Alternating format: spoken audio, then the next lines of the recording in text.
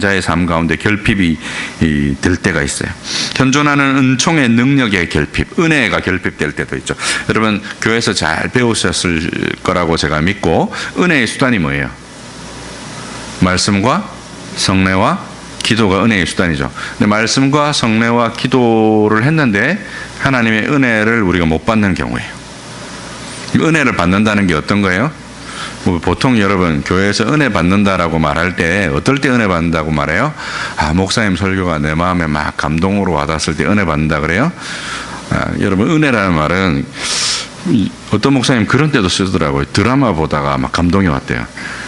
그래서 드라마 보다가 막 은혜 받았대요. 그 드라마 보다 감동 받았으니까 은혜 받은 겁니까? 그 드라마 보다가 감동된 거하고 설교 듣다가 감동된 거하고 어떻게 달라요? 여러분 은혜라는 말은 뭐냐면요, 하나님이 우리를 구원하시는 구원의 능력이에요. 그 구원의 능력을 우리가 받는다 이 말이에요. 뭐를 통해서요? 은혜의 방편들을 통해서, 말씀과 성례와 기도를 통해서 하나님이 구원하시는 능력이 우리에게 임해요. 하나님이 구원하시는 능력이 우리에게 임하면 나타나는 증상이 뭘까요? 죄가 그치게 되는 거예요. 회개케 되어지고 죄가 그치게 되는데, 그 죄의 세력이 막 이렇게 거칠게 막 드러나는 거죠. 우리의 삶 가운데. 왜 드러날까요? 우리의 마음속 심연 깊은 곳에 가라앉아 있던 것을 하나님이 다 일으키시는 거예요. 드러나게 하시는 거예요. 우리로 하여금 깨닫게 하시는 거죠. 여러분 여기도 이제 물컵이 하나 있는데 구중물 같은 걸 하나 커서 유리컵 같은 데다가 이렇게 딱 올려놓으면 한 30분쯤 지나면 어떻게 돼요? 싹 가라앉죠. 부유물들이 싹 가라앉으면서 위에는 뭐처럼 보여요? 매우 맑은 물처럼 보이죠. 근데 한 번만 툭 건드리면 어떻게 돼요? 밑에서 구중물이 확 올라오잖아요. 그죠? 우리가 그래요. 그래서 여러분 신앙생활 할 때요, 자꾸 자기를 포장하면 안 됩니다. 그 바리새인들이 그랬어요. 예수님이 바리새인에게 하셨던 큰 책망이 뭐였어요? 회칠한 무덤이라고 하잖아요. 회가 뭔지 알죠? 하얀 칠. 무덤인데 회칠한 거예요. 근데 그 안에 어떤 일이 벌어질까요? 시체가 썩고 있어요. 구더기가 들끓고 있고 뱀들이 막 득실거리고 있고 온갖 벌레들이 와서 그 시체를 뜯어먹고 있죠. 그렇게 더러운 것들이 안에 그 가득한데 껍데기는 뭐 한 거예요? 회로 칠해놓은 거예요. 여러분 우리가 껍데기를 구원받으려고 하는 게 아니잖아요. 우리의 심령이 정말 하나님의 백성처럼 거룩하여지려고 하는 거잖아요. 그것이 교회에 나오는 진짜 이유잖아요. 그죠?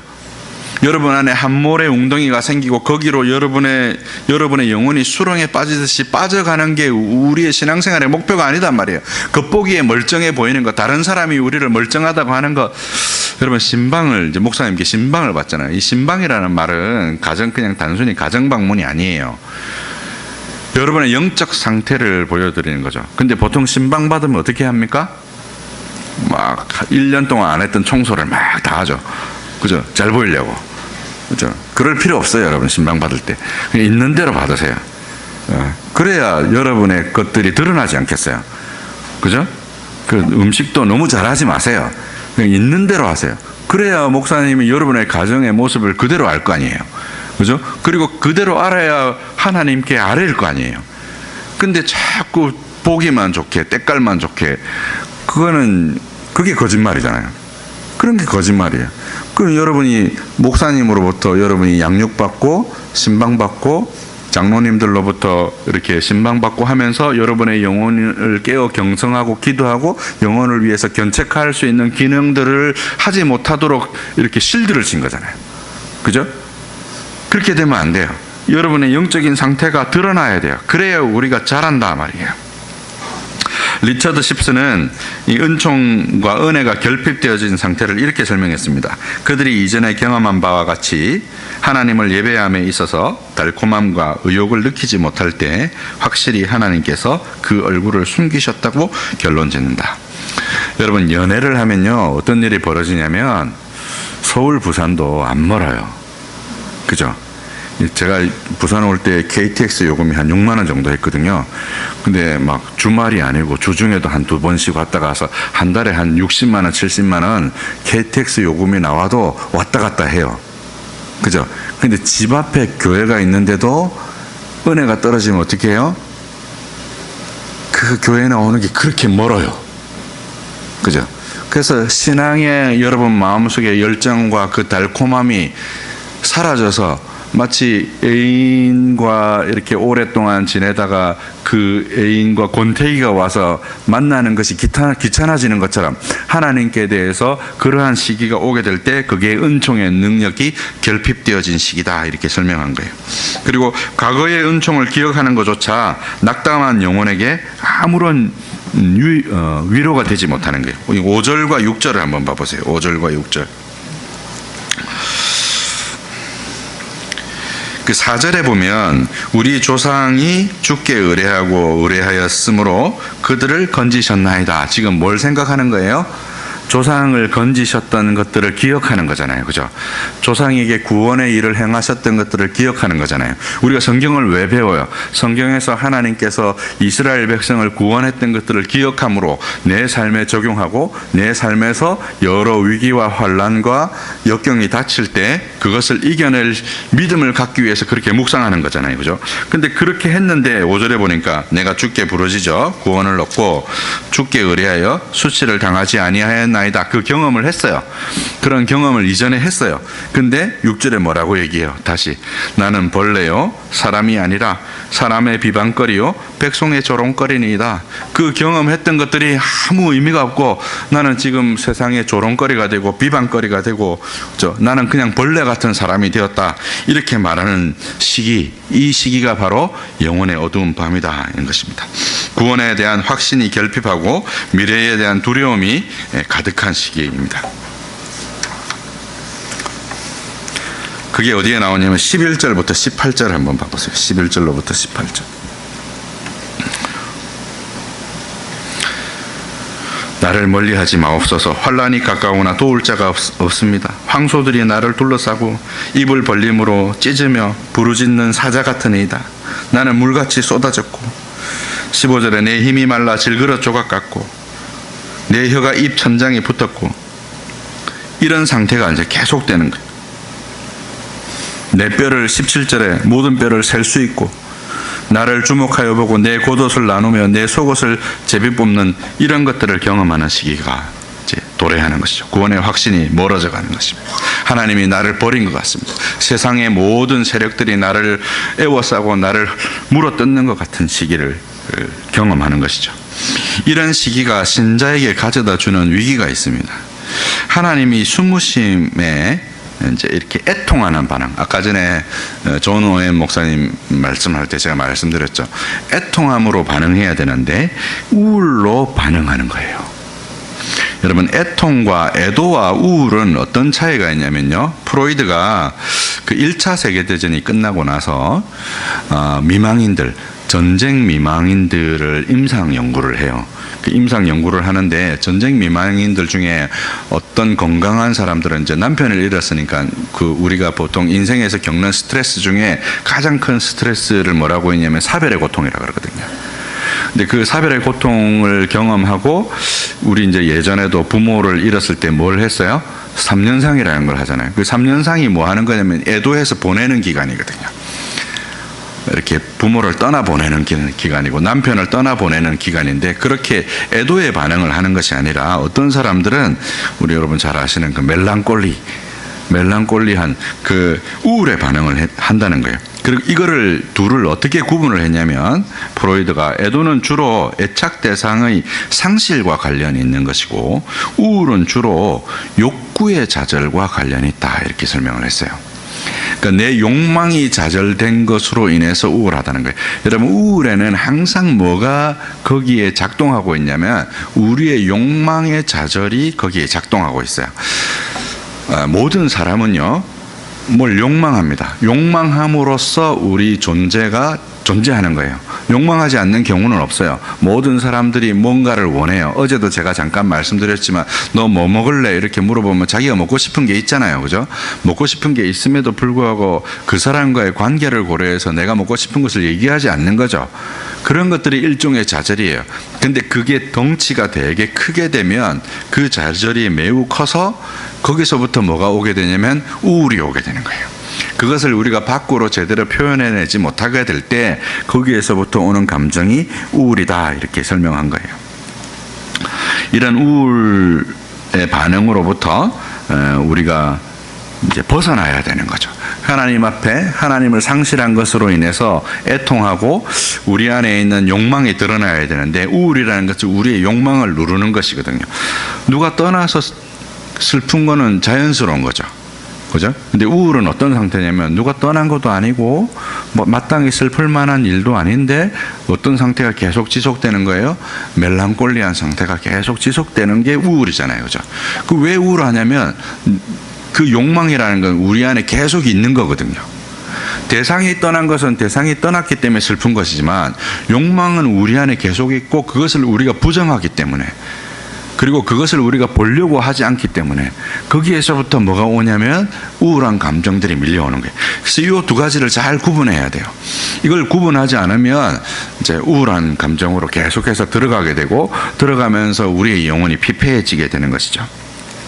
시편 22편은요, 트힐림이라 그래요. 트힐림이 뭐냐면, 이 시편 22편은 오랜 세월 이스라엘 역사 속에서 구원 경험과 신앙 경험을 예배와 관련시켜서 기도문을 쓰고 구성하고 전달하고 보존했던 하나의 신앙 유산이에요. 그래서 여러분 시편 22편을 잘 보면 이게 약간 정신 나간 사람처럼 보여요. 자, 한번 봐보세요. 22편 1절 2절 봐보세요. 내 신음소리도 듣지 않고, 그죠? 내가 낮에 부르짖고 밤에 잠잠하지 아니하오나 응답하지 않습니다. 이렇게 얘기해놓고 3절에는 뭐라고 얘기해요? 찬송 중에 계시는 주여 주는 거룩하시니이다. 이게 막 정신이 왔다 갔다 하는 것처럼 보이잖아요. 그죠? 근데 그게 아니라 이건 뭐냐면 신앙 고백이라는 거예요. 개인의 내적인 상태에 대한 고백이고, 그것이 오랜 이스라엘의 역사 가운데 축적이 된 거예요. 다윗이 쓴 시이지만 다윗이 쓴 시를 그대로 여기다 가져다 놓은 게 아니고, 포로기 이후에 이스라엘 백성들이 하나님을 예배하면서, 성전에서 하나님께 예배하면서 그 이전에 있었던 여러 시들, 솔로몬의 시들, 다윗의 시들, 이런 것들을 집대성해서 지금과 같은 시편의 형태를 만든 거예요. 여기에 뭐가 담겨 있냐면 그들의 신앙 고백이 함께 담겨 있는 거죠. 그래서 1절과 2절은 이게 서로 이제 화답하는 거예요. 우리의 어떤 그 내적인 상태를 1절과 2절에서 버림받은 상태를 설명하고, 3절부터 5절은 그것에 대해서 공동의 신앙 고백으로 대제사장이나 제사장이 답변을 하는 거예요. 그래서 전혀 다른 사람이에요. 전혀 다른 사람이에요. 그죠? 4절 봐보세요. 내가 우리 조상들이 주께 의뢰하였고 의뢰하였으므로 그들을 건지셨나이다. 그 우리 교동문 하는 것 같은 느낌인 거죠. 내가 하나님이 나를 버리신 것 같아요. 하나님, 내가 부르짖어도 하나님 듣지 않는 것 같아요. 이렇게 나와서 이렇게 기도하니까 제사장이 그 얘기를 듣고 주는 거룩하시며 우리의 찬송을 받으시는 입니다. 우리 조상들이 주께 의뢰하였고 건지셨고 그들이 부르짖었을 때 그들을 구원하셨습니다. 이렇게 주고받는 거예요. 그런 형태의 시다 이 말이에요. 그 뒤에도 마찬가지예요. 6절부터 8절은 다윗이 겪은 내적인 좌절의 상태를 설명을 해요. 그리고 9절로부터 10절은 제사장의 믿음의 고백이 나오는 거예요. 그리고 11절과 18절은 아까 전에 설명드렸던 것처럼 영혼의 어두운 밤을 이제 이렇게 묘사한 거예요. 그리고 19절에서 20절은 제사장의 믿음에 따른 하나님께 기도를 드리는 거죠. 그런 영혼의 어두운 밤을 신자가 와서 이렇게 얘기를 하니까 온 회중이, 혹시 루터파 예배 이런 데 혹시 한번 가보셨어요? 루터파 예배 가면 이런 형식의 예배 형식이 있어요. 어떤 조그만 아이가, 복사 같은 아이가 나와서 선창을 해요. 선창을 하면 온 회중이 그 뒤에 후창 같이 하는 거죠. 예배 찬송 가운데 그런 게 있어요. 그 뒤에서부터 이렇게 앞으로 이제 루터파 교회 목사님이 이렇게 걸어 나오면서 하는 찬송도 있고, 그런 예전들을 통해서 하나님과 그의 백성들이 서로 소통하는 것을 담은 시편이 뭐냐면 시편 22편이에요. 근데 이 이해는 내일 우리가 오전에 다루게 될 로마서 7장의 구조와 매우 유사해요. 요건 이제 내일 좀 더 설명드리기로 하고, 우리가 이제 그 보통 개혁파 교회에서 장로교회에서 이제 상담을 얘기할 때 성경적 상담이라는 걸 아마 많이 여러분 들어보셨을 거예요. 제이 아담스라는 목사님이 우리가 상담을 할 때 우리의 삶 가운데 이런 이제 시편 22편 같은 이런 문제들, 하나님이 나한테 응답하시지 않고 하나님이 내게 얼굴을 가리시는 것 같고 내가 벌레 같고 내 마음이 속에서 녹고 막 물같이 되고 이럴 때에 기도 안 해서 그래요. 기도하시면 모든 문제가 해결될 거예요. 그러면 문제가 해결이 됩니까? 해결이 안 되죠, 그죠?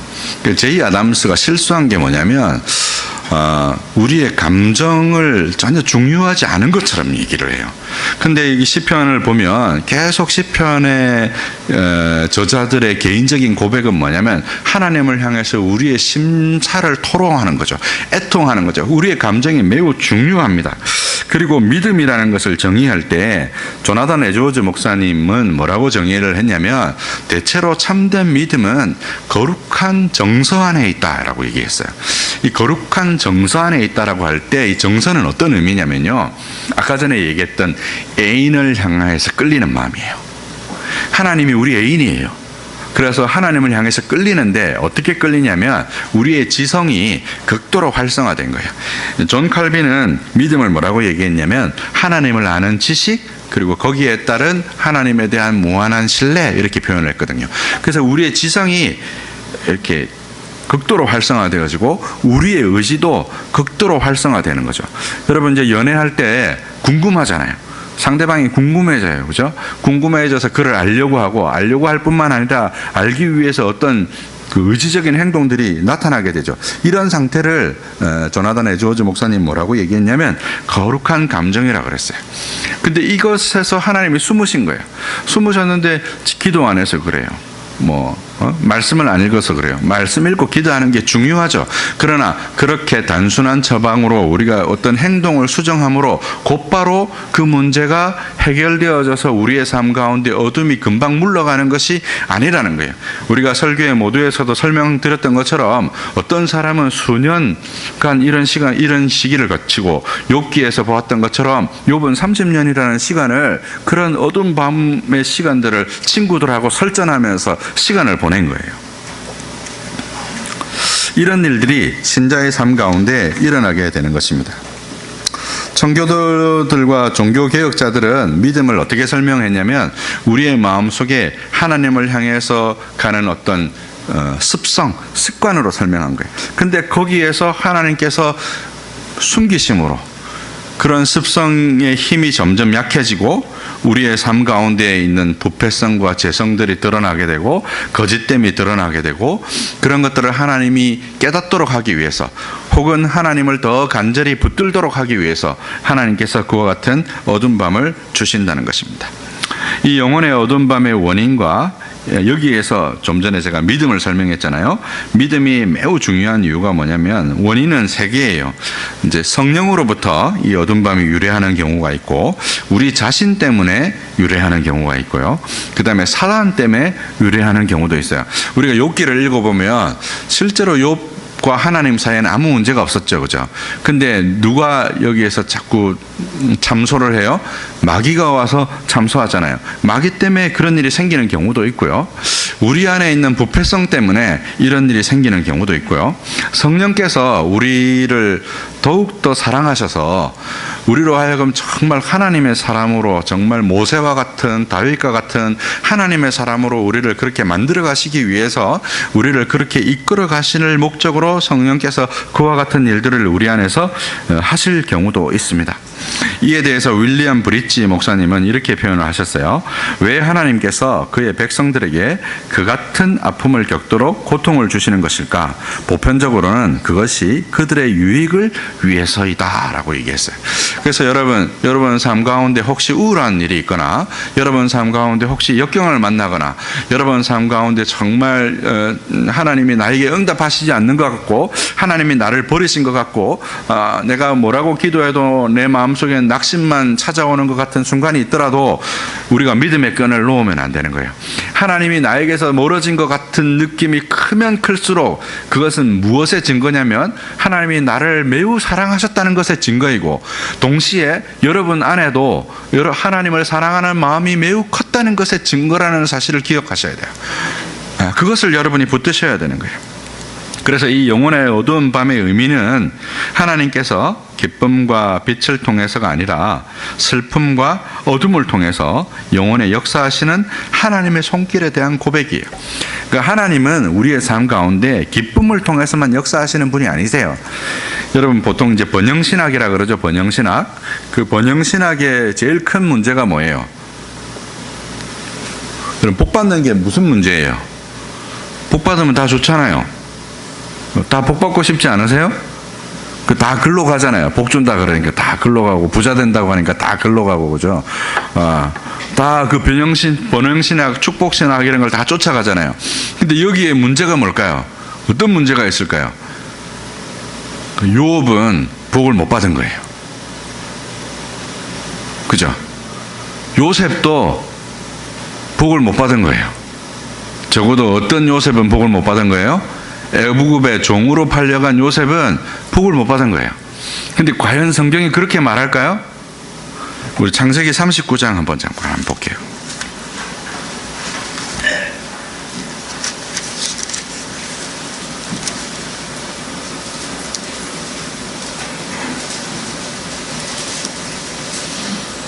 (39장) 2절 한번 보세요.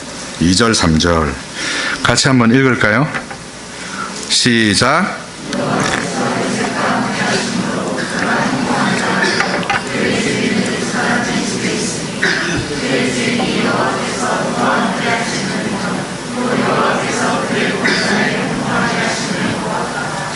지금 어느 상황이에요? 요셉의 인생에서 제일 어두운 장면이 어디냐면 창세기 39장이에요. 바로 보디발의 집에 포로로 잡혔어요. 이제 뒤에 더 가시면 39장 후반부에 보시면 23절 한번 읽어보세요. 23절 같이 읽을게요. 시작.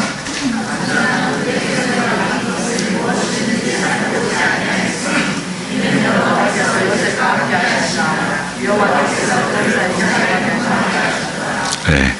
요셉의 인생에서 제일 어두운 순간이잖아요. 그죠? 형들이 그를 배신해서 애굽의 종으로 팔았어요. 보디발의 집에 왔어요. 팔려왔어요. 근데 하나님이 그를 형통케 하셨어요. 지금 형통하다는 단어하고 뭐가 반복되냐면요, 하나님이 함께 하신다는 단어가 반복돼요. 그렇죠? 지금 보디발의 집에서 하나님이 함께 하셨어요. 그래서 그가 형통한 자 되었어요. 형통한 자 되었으면 잘 풀려야 되잖아요. 그죠? 근데 그 다음 순간에 뭐가 찾아왔어요? 보디발의 아내가 우리 같이 자자 이래가지고 누명을 쓰고 옥에 갇혔어요. 그죠? 여러분 요셉의 인생에서 이보다 어두운 골짜기가 어디 있어요? 그죠? 근데 그 어두운 골짜기를 기록하는 창세기 39장의 기록은 어떤 식으로 기록되어 있냐면 하나님이 그와 함께 하심으로 그가 형통한 자가 되었다는 거예요. 우리가 생각할 때 형통은 주로 어때의 형통이에요? 내가 아파트를 샀더니 2배로 뛰었더라. 그죠? 우리 아들이 서울대학을 갔더라. 그죠? 직장에서 내가 가장 먼저, 우리 동기들 중에 가장 먼저 승진했더라. 이래야 형통이잖아요. 그죠? 근데 암 걸렸더라.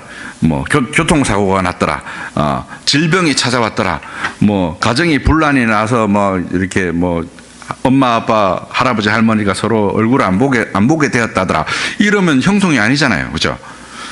그러면 교회 와서 어때요? 교회 와서 부자들, 잘 사는 사람들, 힘 있는 사람들은 막 복 받아서 의기양양, 기세등등하고, 그죠? 그렇게 인생의 어려움과 역경을 겪는 사람들은 교회에서도 복도 못 받고 하나님이 그를 미워하셔서 그에게 저주를 내리시고, 그죠? 하나님이 그에게 복도 주시지 않는, 지지리도 복도 못 받는 그런 사람이 되어버리는 거 아니에요. 그죠? 여러분 거기 가서 들러리 쓰실래요? 그리고 하나님이 그런 하나님이세요? 그렇지 않잖아요. 그죠? 그렇지 않아요.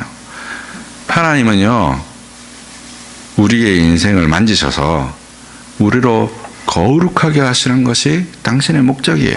하나님이 무슨 돈이 모자라서 여러분한테 헌금하라고 하세요?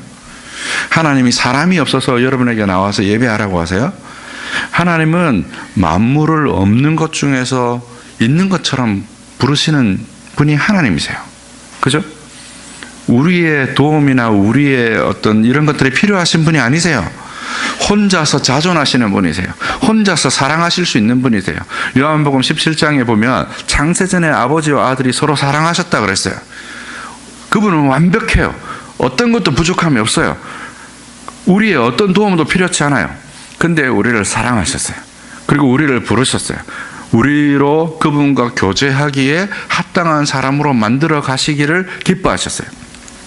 하나님께서 에덴 동산에서 선악과를 안 두셨더라면 우리가 이 모양 이 꼴을 보지 않았으리라. 우리가 이렇게 생각하기 쉽지만 여러분 생각해 보세요. 그러면 우리에게 뭐가 없어요? 자유가 없는 거예요.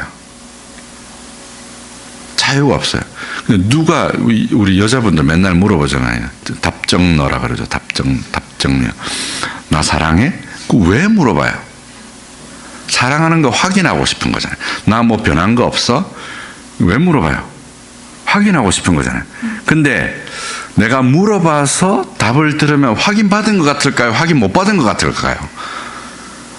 확인 못 받은 것 같은 거예요. 그죠?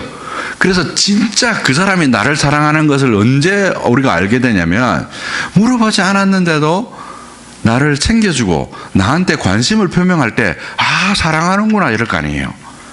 하나님이 만들었는데 막 우리가 로봇 같아요. 생각해 보세요. 강아지는요, 옛날에 이런 일이 있었대요. 그 개를 잡아먹으려고, 요즘 이제 애완동물이어서 이런 얘기하면 좀 많은 분들이 싫어할 텐데 옛날 얘기라고 생각하고 들으세요. 집에서 키우던 강아지를 산에 가서 잡아먹으려고 이제 솥을 걸어놓고 이제 옛날에는 강아지 잡으려면 나무에다 달아서 막 때렸거든요. 이렇게 때렸는데 이렇게 목을 묶어서 때렸는데 목줄을 빼고 얘가 도망간 거예요. 온 동네를 찾았어요. 없어요. 그래서 이제 잡아먹는 걸 포기하고 집에 왔는데 집에서 이놈이 머리에 피를 이렇게 절절절절 흘리면서 주인이 왔다고 꼬리를 흔들면서 반기는 거예요.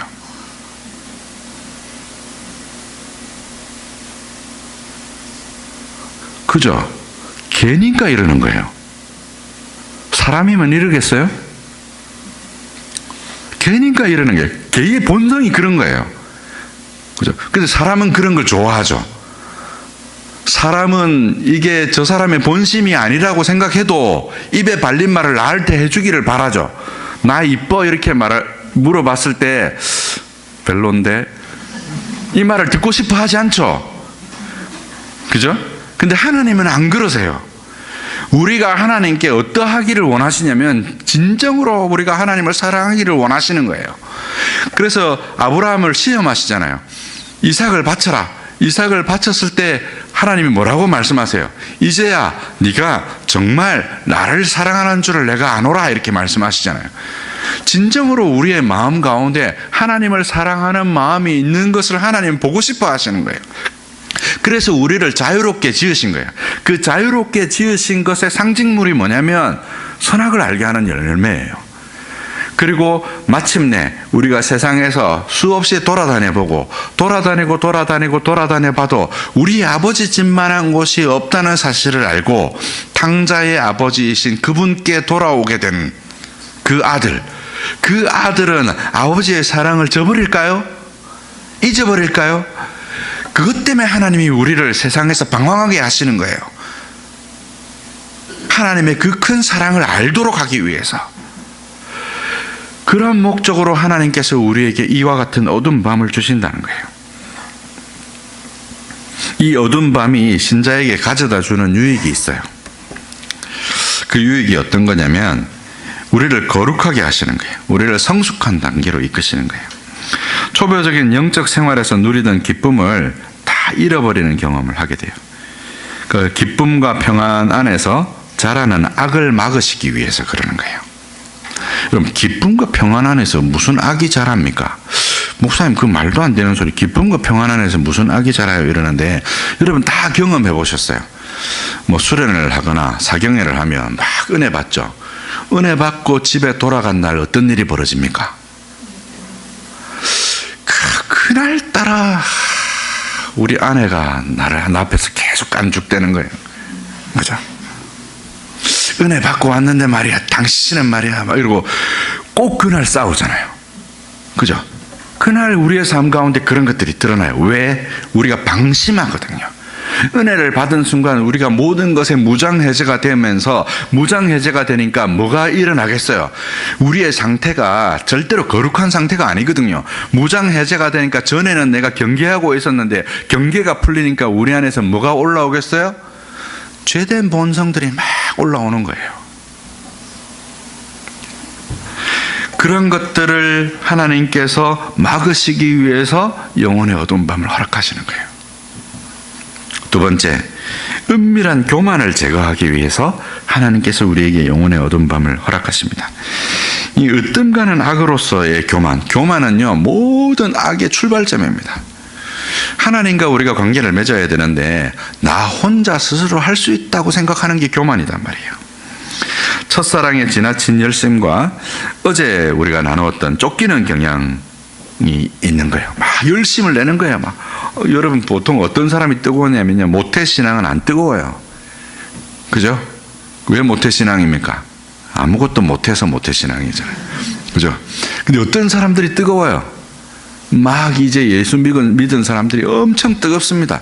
근데 그렇게 뜨겁게 하나님을 사랑할 때 그것이 정말 성경에서 나온 어저께 들었던 그 젠틀 위스퍼, 온유하신 우리 주 예수 그리스도의 음성을 들음으로써 사랑하는 것이 아니라 우리 혈육의 속하에 있던 것들이 거기에서 막 쏟아져 나오거든요. 이것의 위험성은 신앙생활에 대한 자의적인 만족과 열심을 내는 자신의 돛이 되는 거예요. 그래서 조금 막 이렇게 신앙생활 하다가 막 교회의 여러 신자들이 되게 우습게 보이는 거예요. 내가 이렇게 열심히 내는데 막 장로님은 열심히 안 내고 교회 집사님 막 30년 다녔는데 예수님을 30년 저렇게 사랑했는데 왜 저거밖에 안 되고 막 기도도 뜨겁게 안 하고, 나는 되게 막 뜨거운데 저 사람들은 막 뜨겁게 안 하니까 막 저 사람들은 벨로인 것 같고 나는 대단한 것 같고 막 이런 마음이 드는 거죠. 여러분, 신대원에 이런 말이 있어요. 1학년에는 불덩이로 들어온대요. 2학년에 숫덩이가 되고 3학년에 잿더미가 되는 거예요. 그게 겸손해져 가는 거예요. 겸손은 다 할 수 있을 것 같죠. 내가 다 할 수 있을 것 같아요.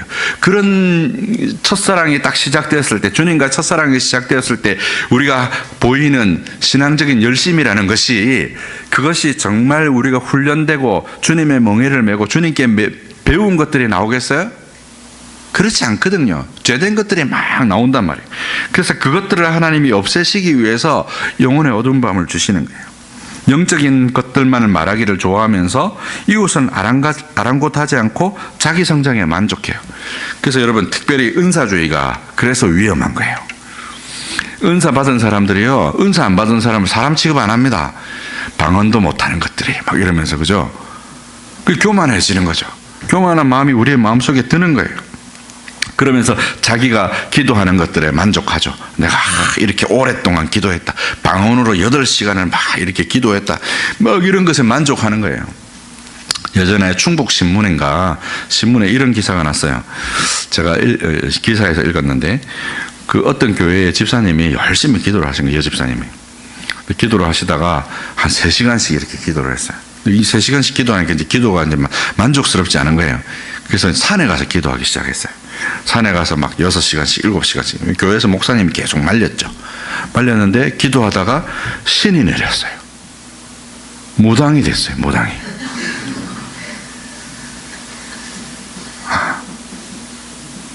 그런 일이 일어날 수 있어요, 여러분.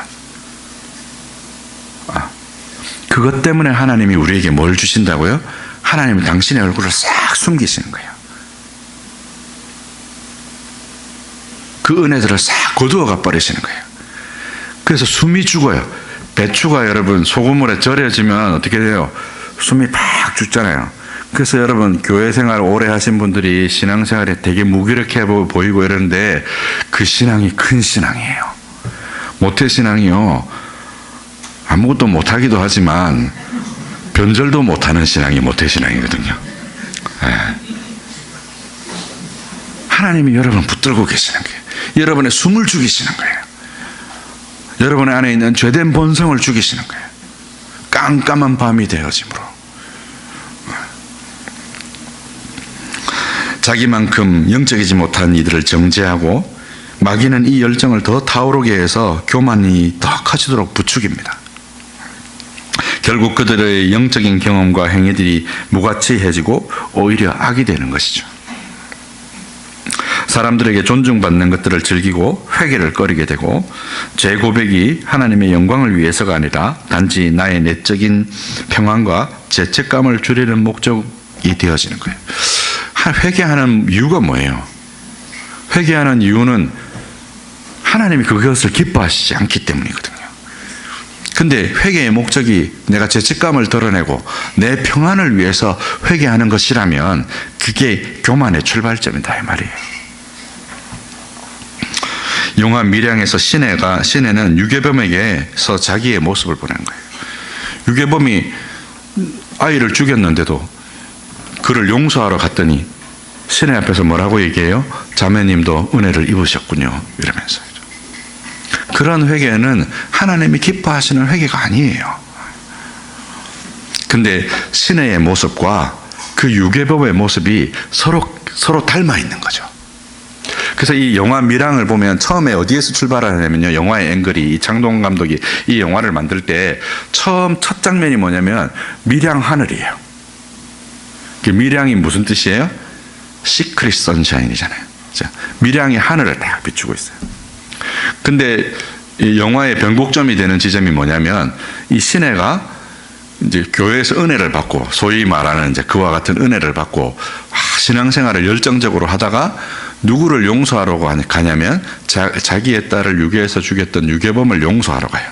근데 서로 이제 마주보고 앉죠. 면회 장면에서. 그 순간부터 시내가 막 힘들어지는 거예요. 계속해서 힘들어지죠. 힘들어질 때마다 만나는 사람이 있죠. 누구를 만나요? 그 유괴범의 딸을 만나요. 그 나중에 정신병원까지 가잖아요. 그죠? 그래서 영화가 어떻게 마치냐면 그 종찬이라는 친구가 신의 얼굴을 거울에 비춰줘요. 그리고 마지막 앵글이 밀양이라는 영화의 마지막 앵글이 전도연의 얼굴을 비추다가 개순물을 향해서 비춰요. 그러고 끝나요. 하늘에서 시작해서 어디에서 끝나요? 시궁창에서 끝나는 거예요. 우리의 영적인 상태가 그렇다는 거예요. 그냥 하나님 앞에 우리의 내적인 평안과 죄책감을 덜기 위해서 드리는 회개는 하나님 기뻐하시는 회개가 아니라는 거예요. 시내가 그 장면을 계속해서 만났던 거예요. 맞닥뜨렸던 거예요. 그걸로 힘들었던 거예요. 근데 그거를 거울로 비춰주고 결국 누구의 모습을 보게 하는 거예요? 자기의 모습이 개순물과 같다는 것을, 시궁창물과 같다는 것을 보여주는 거죠. 그것이 참된 회개예요. 하나님은 저와 여러분을 그렇게 부르신 것이죠. 영혼의 어두운 밤은 자신의 행위가 얼마나 부패했는지를 깨닫게 하고 하나님과 그 구원이 얼마나 큰지를 생각나게 하는 것입니다. 세 번째, 이 영혼의 어두운 밤은 감정의 집착을 제거하는 것에 목적이 있습니다. 어린 신앙이 빠지기 쉬운 또 다른 악은 탐욕입니다. 영어로 greed라 그러죠. 이들은 하나님이 주시는 것에 만족하지 않습니다. 더 받으려고 하는 거죠.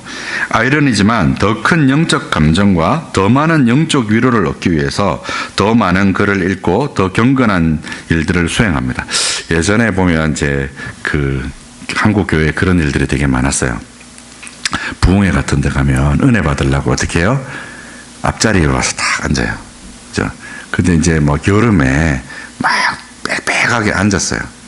막 이게 강다상에도 나와서 막 앉고 막 앉아서 은혜 받으려고 앞자리에 나와서 앉아서 이제 선풍기가 저쪽으로 향해 있는 거예요. 그걸 누구한테로 돌려요? 자기한테로 딱 돌려요. 은혜 받으려고 앉아가지고 선풍기를 자기한테로 딱 돌려요. 그럼 그쪽에 있는 사람이 어떻게 해요? 탁 일어나가지고 왜 저거를 저따구로 돌려? 이러면서 자기한테로 딱 돌리죠. 여러분, 이런 감정들이 정말 은혜를 받기 위한 감정일까요? 여러분 생각하셔야 돼요. 마치 배추를 절여서 그 숨을 죽이는 것처럼 참 심자에게는요, 이런 순간들을 하나님이 숨을 고르시면서 잦아들게 하시는 일들을 하시는 게 영혼의 어두운 밤이라는 거예요. 막 경건 생활에 집중하고 책들도 막 열심히 읽고 이러는데 그들의 마음은 경건이 아니라 거기에서 얻는 감정에 집착하는 거예요. 거기에 매우 어떤 감정적인 큰 기쁨들이 있거든요. 그러나 여러분, 제가 오늘 신앙생활이라는 것을 여러분에게 뭐라고 설명했습니까? 신앙생활이라는 것이 하나님을 사랑하고 내 이웃을 내 몸과 같이 사랑하는 것이라 그랬잖아요. 그죠? 그것이 신앙생활의 본령이에요. 근데 감정에 초점을 맞추게 되어지면 이웃이라고는 그냥 대상일 뿐입니다. 그냥 물화되는 거예요. 내 감정을 충족하는 것에 내 모든 신앙의 초점이 맞춰지는 것이죠. 바른 신앙의 길은 언제나 하나님을 바라보지 내적인 경험으로 하나님의 임재를 평가 안 하는 것입니다. 하나님이 무엇을 기뻐하시는지를 생각하는 것이지 자기가 무엇이 기쁜지를 생각하는 게 아니에요. 어거스틴 목사님은 세상에 딱 두 종류의 사람이 있다 그랬어요. 아모르 데이, 아모르 수이. 아모르 데이는 하나님을 사랑하는 사람, 아모르 수이는 자기를 사랑하는 사람이에요. 지금 제가 설명드렸던 자기의 감정에, 경건의 감정에 초점이 맞춰져 있는 사람들은 누구를 사랑하는 사람이에요? 교회 안에 있지만 시내처럼 자기를 사랑하는 사람들이에요. 그러니까 지금 와가지고 어떻게 하는 거예요? 자기한테로 돌리고 그걸로 서로 싸우는 거예요. 참 신자의 모임에는 어떤 현상이 나타나야 되냐면요, 이런 현상이 나타나야 돼요. 예컨대 지금 우리가 뭐 이렇게 집회를 했어요. 집회 끝나고 딱 뒤에 나가다가 사과를 하나씩 나눠준다고 한번 생각해 봅시다. 자, 그러면 우리가 나갈 때 사과를 고르겠죠? 여러분은 어떤 사과를 고르실까요? 어떤 사과를 고를 것 같아요? 그 중에 크고 잘생기고 맛있을 것 같은 사과를 고르겠죠. 그러면 맨 마지막에 어떤 게 남을까요? 못생기고 멍들고 그런 게 남겠죠. 그러면 그거는 누구의 몫이 될까요? 뒤늦게 나온 사람의 몫이 되겠죠. 그럼 그런 신앙이 정말 이웃을 사랑하는 신앙일까요? 내가 사과 한 쪽도 이웃을 향해서 양보할 수 없는데요. 여러분 안에 참으로 그리스도의 사랑이 있다면 거기서 뭐가 골라져야 돼요? 거기서 가장 모나고, 거기서 가장 못났고, 거기서 가장 부족한 것을 고름으로 다른 사람에게 더 좋은 것들을 양보하는, 그것이 그리스도의 사랑이 그 마음속에 있는 거잖아요. 근데 자기의 열정에 도취된 신앙은 그런 게 없어요. 이웃 사랑에 그와 같은 감정들이 없는 거예요. 네 번째, 영적인 사치를 제거하는 거예요.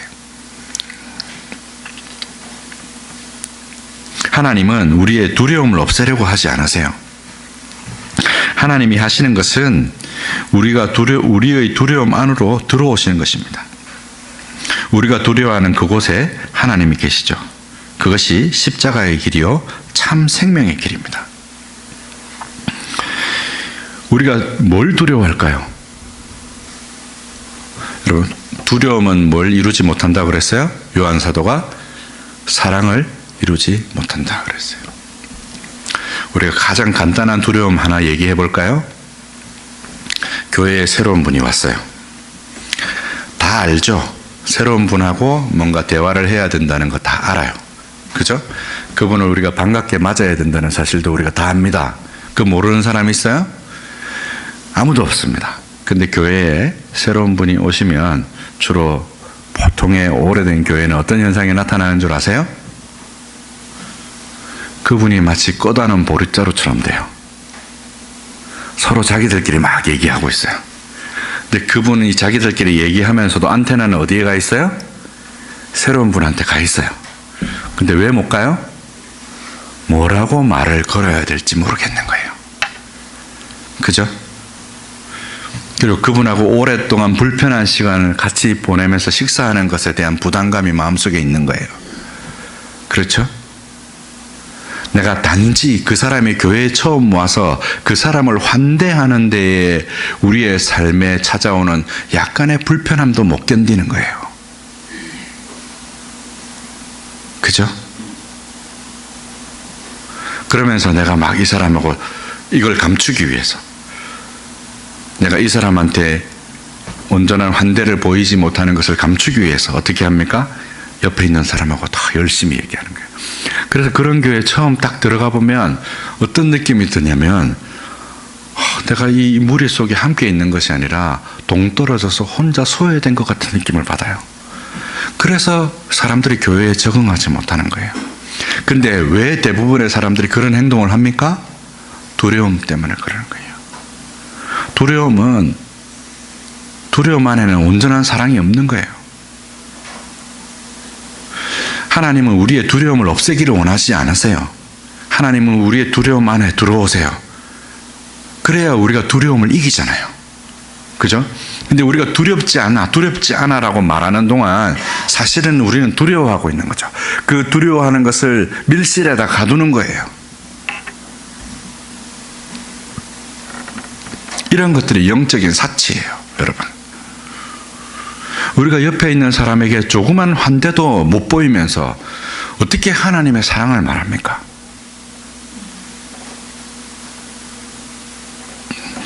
다섯 번째는 단번에 거룩해지려는 욕심을 제거하시려고 하는 목적이 있어요. 영적 생활을 누리다가 갑자기 빼앗기게 되면 분노하게 되죠. 어저께 보였던 엘리야의 분노처럼요. 기쁨이 사라지고 염려와 좌절을 경험하게 됩니다. 배고픈 젖먹이에서 젖을 빼앗을 때